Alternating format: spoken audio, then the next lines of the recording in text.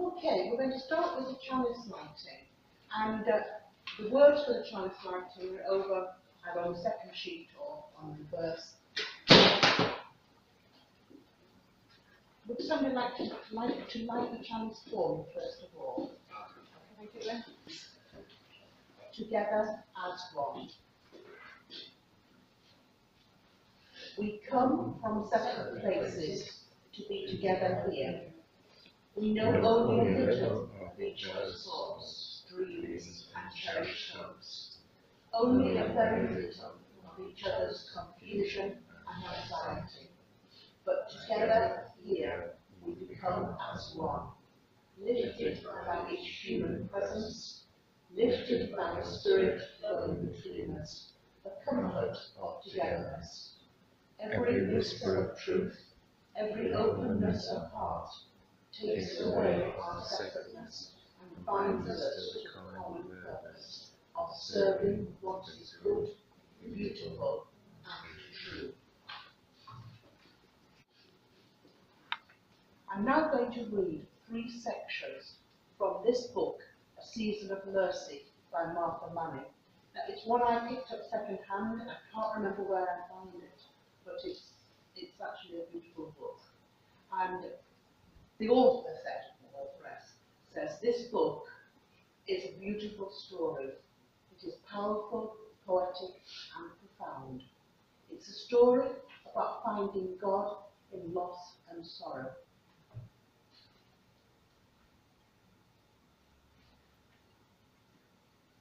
Sophia came to her one night.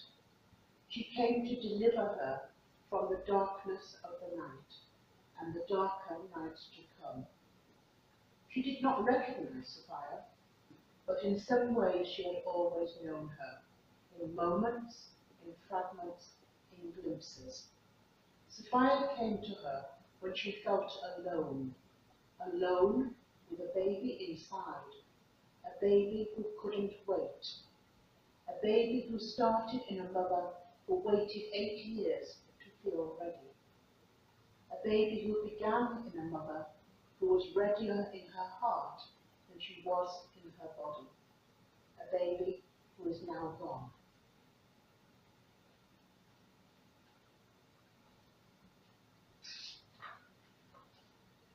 Then the old woman said, "There is something I want to tell you that you will need to remember. Listen to me carefully and keep this with you. This is a season, and all seasons pass." Then the old woman said, "It's time for me to go now." The younger woman grabbed her hand, pleading, "Please, don't leave me alone." The old woman laughed again and answered, "Child, just because you feel alone doesn't mean you are alone. I have known you always, and now you know me. You can never be alone. But where are you going? Where can I look for you? Look inside yourself and look all around you. Yes, but where can I find you? You aren't listening to me. Look inside you, look around you. And if you forget where to look, you can always look toward the lighthouse and let the light guide you. The young woman began to protest with another question. "I don't understand. Child, you don't have to think about it. Just let it happen." She ran her hands across the young woman's cheeks and wiped away her tears. Then she kissed her forehead, turned, and walked slowly toward the light. And then, on the back of the book, Sophia brings up her own children and cares for those who seek her. Whoever loves her loves life. Those who wait on her early will be filled with happiness. Whoever holds her close will inherit honor. And wherever they walk, the Lord will bless them. Those who serve Sophia minister to the Holy One, and the Lord loves those who love her. Whoever obeys her judges aright, and whoever pays attention to her dwells secure. If they trust themselves to Sapphira, they will inherit her, and their descendants will remain in possession of her. For though Sapphira takes them at first through winding ways, bringing fear and faintness to them, plaguing them with her discipline till she can trust them, and testing them with her ordeals, in the end, Sapphira will lead them back to the straight road and reveal her secrets to them. Now, on the bottom of that it says, see Ecclesiasticus 4:11 to 18. So I looked in my Bible and didn't find anything at all remotely like that. So I then looked on Google, and because it says Ecclesiasticus, and my Bible said Ecclesiastes. So maybe it's a new chapter of the Bible. And apparently it was St. James's Bible, and did find a reference to this passage in very, very old English. Didn't mention the word Sapphira, maybe it didn't because it didn't get around to reading, but it did talk about her lady. So it is based on loosely on a chapter in the Bible, or some verses in the Bible. But if anybody can find it either online or anywhere, it's well worth reading that book. This story deals most immediately with the woman's suffering resulting from a miscarriage and how she finds God. I'm sure it was a lot less psychologically worrying to have a child 30 plus years ago. My daughter's 34 now, my son's 30, so that's when I had my children. I know that I got pregnant fairly quickly after marriage. I saw my doctor, had a scan, and attended the appropriate antenatal classes. Then, when the contractions first started, I went to hospital, and after quite a bit of hard pushing and a bit of screaming, well, no, I didn't scream, not really that, but a lot of hard pushing, asking for scissors to cut her out, etc., I did have the baby, a nice healthy baby, relatively easily. As she was my first baby, I was kept in for 5 days after the birth. I learned in hospital how to hold her properly, how to feed her and breastfed her. So the nurses made sure that she was latching on properly and that everything was as it should be. I learned to change the nappies and bathe her. I remember very definitely being shown how to hold her in the bath and how to wash her, I can't remember now, but sort of how to turn her over. So all those things were shown to us new mothers. Only when the staff were confident that I could look after her was I allowed home. When my daughter had her first child, which was 7 years ago, she was allowed home less than 2 days after giving birth, even though she had a cesarean. And she certainly wasn't, I mean, it took her a long time to actually get the baby to latch on properly and feed happily. So that certainly wasn't taught properly at the hospital. I think that it was too soon, but it's not in practice.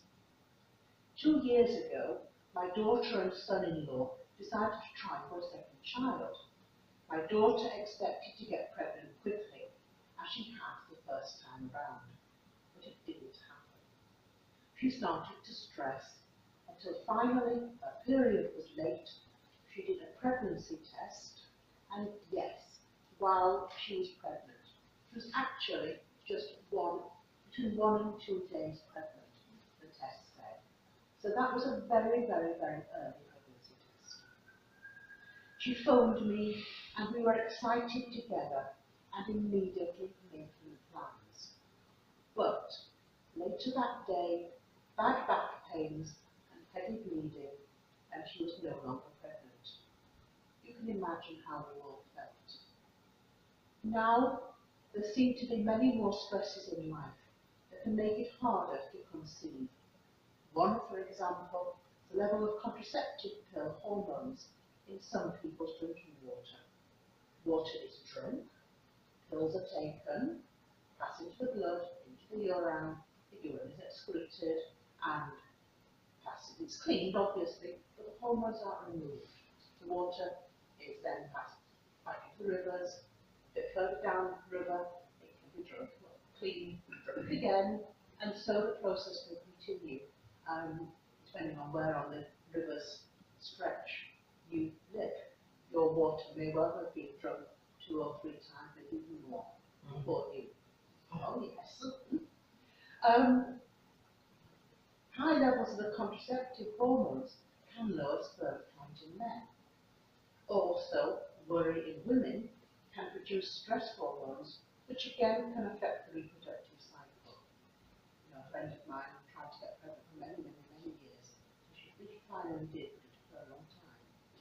30 years ago, my daughter would never have known that she was pregnant, so would not have suffered from the feelings of loss and depression that she did when she lost the embryo. Luckily, a few months later, she did get pregnant properly, and I have a lovely granddaughter, she's gorgeous little girl, real proud. She's going to be an absolute devil when she gets older. I can see her being out all night, partying. I mean, she's got that look on her face already. Look at me, I'm sweet. She's 13, 14 months old. I know I shouldn't be doing this, but I'm doing it, and I'm enjoying myself already. I ask all of us to be there for friends or family who are trying to conceive, or have suffered a miscarriage, or who are new parents with all the lack of sleep and worry that this stage in life can bring. As Sophia said in the reading, this is a season, and all seasons pass.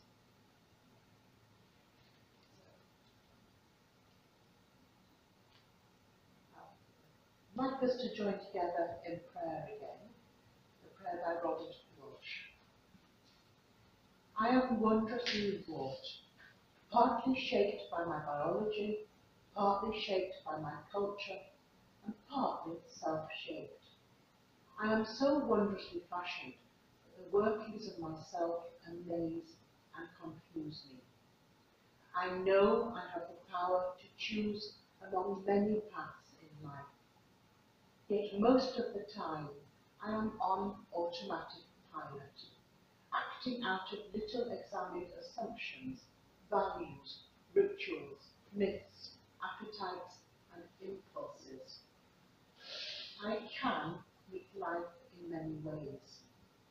I can be tough-minded. I can be tender-hearted. I can move between activity and quietness.